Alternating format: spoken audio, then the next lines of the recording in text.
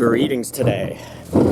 How are you? So today we are going to be discussing order followers. But first I would like to make an announcement. I'm going to do sales, except it's not really sales because I'm not a salesman. So I want to make a public announcement that I am here at the place of worship where I give services. We do services here Monday through Friday. We do morning and evening, except for Friday evening. We do it 10 minutes. I'm moving it from a half an hour to 10 minutes before sunrise. And I'm going to do 10 minutes before sunset in the evening, where it's Clarksburg, Maryland, the landmass known as Clarksburg, Maryland. And it's at Horseshoe Bend Circle. And if you're interested, we only have a few spaces. We don't have a huge, massive a room here, so we only have a few spaces. So if you're interested, you can go on our Facebook site, which is Congregation of Atlantis. Let me spell Atlantis for you. Atlanteus.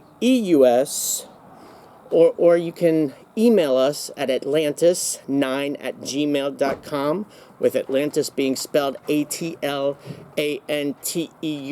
9@gmail. And very different kind of service, but if you contact us, we can let you know what we do here.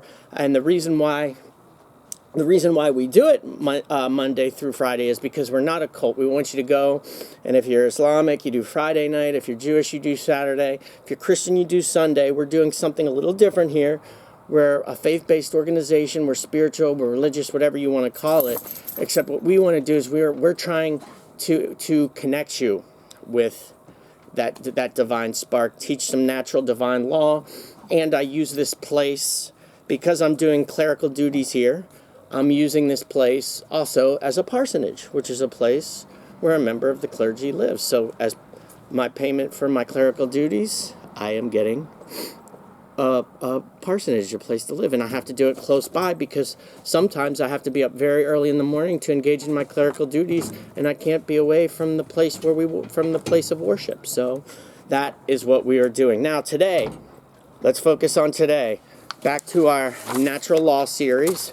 We are focusing on order followers. Something came to me today, early this morning, where I said, I got to do order followers today. And it was interesting because I had a couple people talking about order followers, or not, they didn't call them order followers, the police. And then there's this police officer, and I don't know him. I don't want to say anything bad. But he was just sitting on a machine. I was finishing up with my workout today, and I know he's a police officer. He's sitting on the machine, and he just looks like you could just tell, there's nothing there.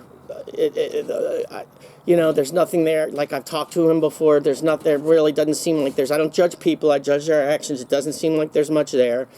And I said to him, can I work in?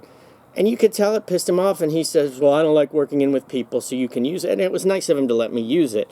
But for some reason, that just told me that I got to do order followers today. That was a sign. So order followers. Order followers are the people that essentially keep slavery in existence, to keep this servitude that some of us are in existence. So it's not the ruling class. It's not the ruling class. It's not the elite. It's not the people behind everything. It's order followers. They're the people who keep the slavery in place and are the ones who willfully follow the elites and the ruling classes' orders. Following orders means doing what you are told without judging for yourself whether the action you are being ordered to do or carry out is right or wrong. I want to know, can anyone refute that? Is there anything, can you refute that? Following orders means that you're carrying out an action without regard to whether it's right or wrong because some so-called authority says so. Okay. If an individual is following orders, that individual cannot be exercising conscience. Since by definition, exercising conscience means that one is willfully choosing for themselves what to do or whether or not to engage in right over wrong action. Following orders gets us Nazi Germany, it gets us Soviet Union, It gets us the Holocaust. It gets us genocide. And it's not a virtue. Following orders is not a virtue. It's evil. Sorry, I'm going to tell you like it is. Morals and being moral and following orders are actually contradictions. Because if you're just doing what somebody tells you without regard for whether that action is right or wrong, or whether it's harming somebody, or even whether it's harming yourself, if you're doing that, then you can't be engaging in moral activity. Now, we could be silly with this and say, well, what if your CEO at your company said, you want to use Microsoft and your boss wants to use Apple or Mac? Come on. That's not. We're talking about when people follow orders and it affects somebody else. You know what I'm talking about. Let's not be base here. So that's what I mean.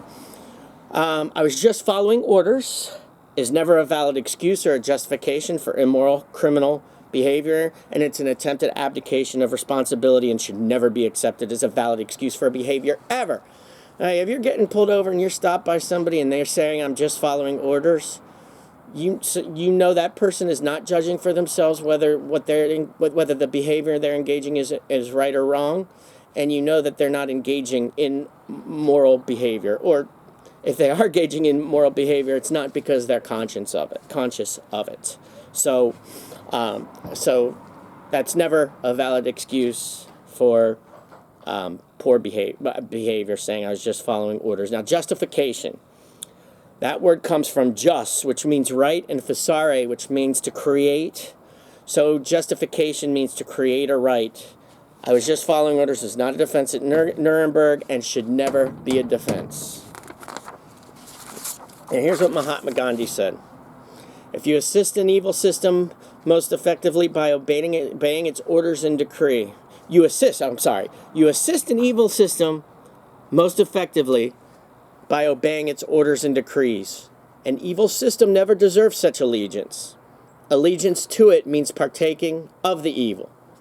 A good man or woman will resist that evil with all his heart and soul.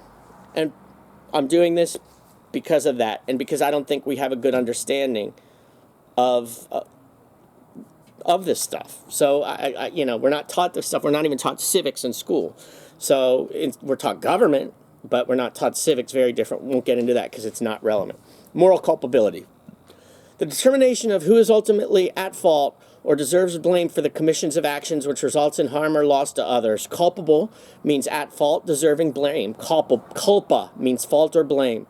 Example, order followers carried out the Holocaust, so they are culpable. As individuals, they are culpable. Same in the Soviet Union, same in Nazi Germany, and anywhere where this kind of stuff goes on. And you notice, they don't call it a banker state, a political state, a lawyer state, a judge's state. What do they call it? They call it a police state. Why not? Why don't they call it a judge's state or a banker state? Because none of them are ultimately responsible for bringing that condition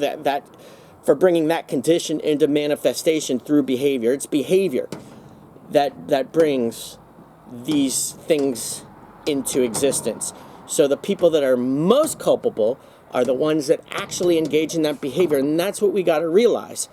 Because now, once we realize that it's the people that engage in the action that are more morally culpable. And now you have the regular people that know that. They'll know not to engage in these immoral behaviors because they'll know they're more morally culpable. So they're not abdicated from their responsibility just because politician A or President B or Governor C said to do something. So then people will know I'm not following this order because I'm responsible. I will be responsible for this action, which is wrong. So that's why it's important to distinguish these things and make people realize that they're not abdicated of their responsibility for engaging in that behavior. Every police state that has ever been in existence has been caused by the police because they don't want to take responsibility for themselves. Police and order followers want to be like kids and obey daddy. So in a way, they're obeying daddy, and then we know that a lot of them have psychological trauma, So, they need to either be dominant or dominated, and sometimes they go between their left brain and right brain in balance. So, but a lot of these people are traumatized, and I care about that, but there's never an excuse to do harm to other people. So, there it is. So, who is more morally culpable? Order followers or order givers? And I think you kind of will already know this. Order followers are more morally culpable, and that is the painful truth. I say more morally culpable. That does not mean the people who give the orders aren't culpable. There is culpability there. They are responsible for giving evil orders. Absolutely.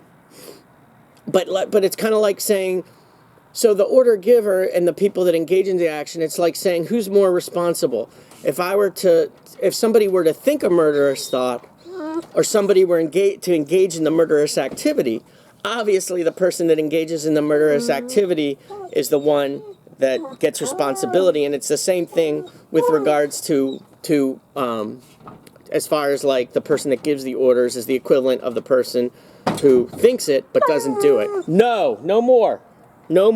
He's been like I'm a little worried about him. He's been whiny lately. This is the church place of worship's dog. I don't like calling it a church. It's a place of worship.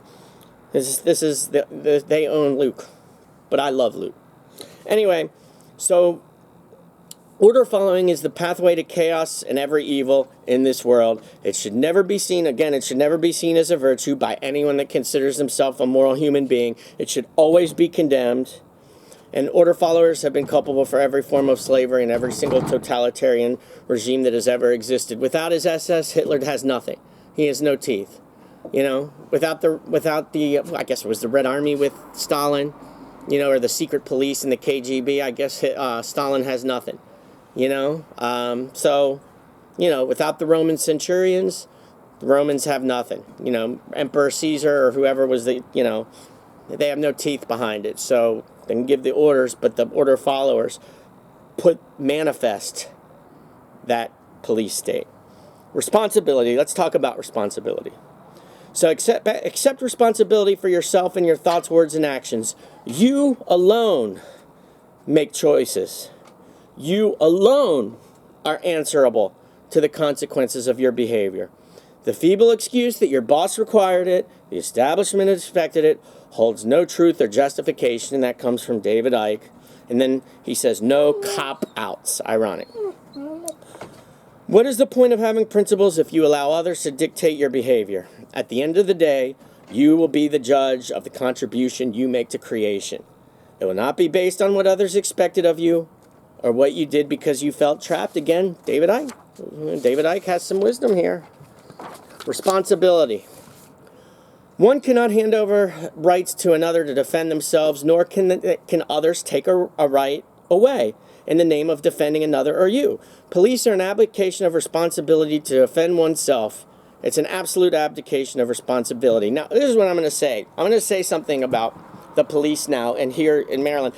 I've looked up some property tax stuff here in Maryland. And I fell in, when I do it, I get off on tangents sometimes because I'm fascinated by things. And I saw the gun laws here. They are the state of Maryland are criminals for this.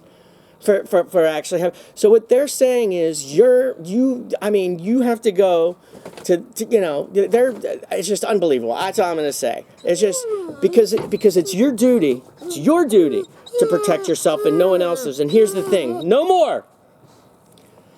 So it's not the police's duty to protect anyone. And even in this country, under the public duty doctrine, Warren versus District of Columbia, and there are a couple other cases, it says the police have no duty to protect an individual unless there's a contract in place. If the police have no duty to protect, and this is what I say, if the police have no duty to protect, then the people and or citizens, or whatever you want, I don't like the word citizen, have no duty to perform for the police. The police essentially preserve and protect the ruling class. That's what they're here for. So basically what you're being told is that you don't have a right to defend yourself because the police aren't even there to defend you.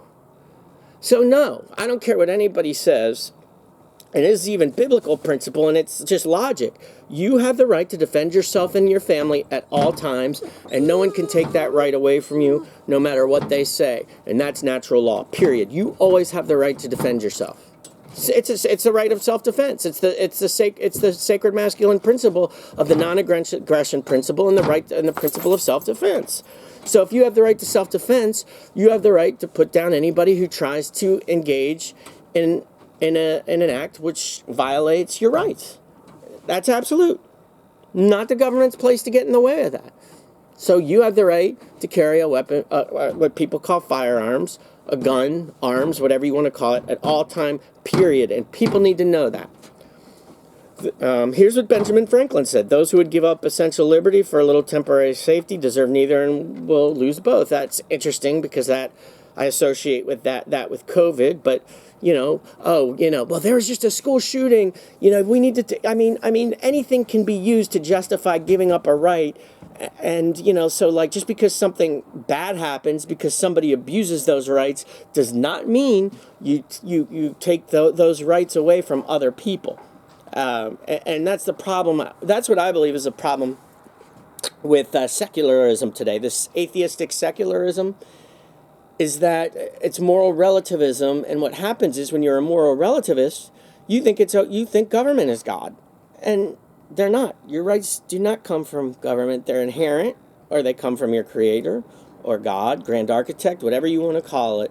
So it's absolutely a childish belief to say that someone doesn't have the right to bear arms because some criminal goes and shoots up people. And I guarantee you that criminal would have either been shot up really quickly or never would have done what they did if people were armed. So it's so childish to say that I'm not gonna give up my right to protect myself and let somebody else, i.e. the police, have that right. It's absolutely wrong think. It's childish, and nobody has the right to take it away, and you don't have the right to abdicate it. Well, you do have you have the right to abdicate it, but that doesn't mean you have you have the right to do whatever you want. But that doesn't mean you have the right to tell other people not to protect and defend themselves. So that's that. So self-respect and self-loathing. Self-loathing, the psychological condition that causes people to abdicate responsibility, to exercise conscience, and fall into patterns of order following. It is not possible for an order follower to exercise conscience, and it's not possible for an order follower to love themselves. Early trauma is buried in the subconscious mind instead of being confronted, dealt with, and healed. Trauma takes on feelings of inadequacy, whether real, suggested, or imagined. It's the mentality of I am suffering, so I will make others suffer. Dark occultists, these people, these ruling elites, most of them are what I would call dark occultists, sorcerers, whatever. Most of them call the police and military their pets. From their mouth to my ears, my friends. So that's that. So here's the lost word. Enlightened consciousness is generated through the knowledge of natural law. When a man and woman is finally able to speak and know the lost word of no is when they've truly gained a word of power. Only when we say no to those who claim to be our owners, or if we're order followers, only when we say no to those who claim to be our owners do we stop externalizing our powers to anyone outside of ourselves. Only then do we reclaim our rights, and sadly, very few people have the knowledge, care, and courage to do this. So, that's actually my lecture. But, yeah, so this order following is never good. It's never something we should respect. The police aren't really even there. I mean, when you look at it, and it's mainly the police. You can get into the military too, but order following it's pure evil. We should take responsibility for our own protection. They even if the police wanted to, they cannot protect you. The police. I found something years ago. I'm not sure if this holds true. When people call because some sort of crime is happening against them, the police have gotten there and successfully stop the crime from happening, 2% of the time. So even if they wanted to, they have no duty to, and in fact, they could be held liable if they tried to. So that means that it's our job to protect ourselves. We can't abdicate that responsibility, and we can't be forced to abdicate it. It's that simple. And that is my natural law lecture today. Order following. Any questions, let me know, and I look forward to hearing from you. That's it.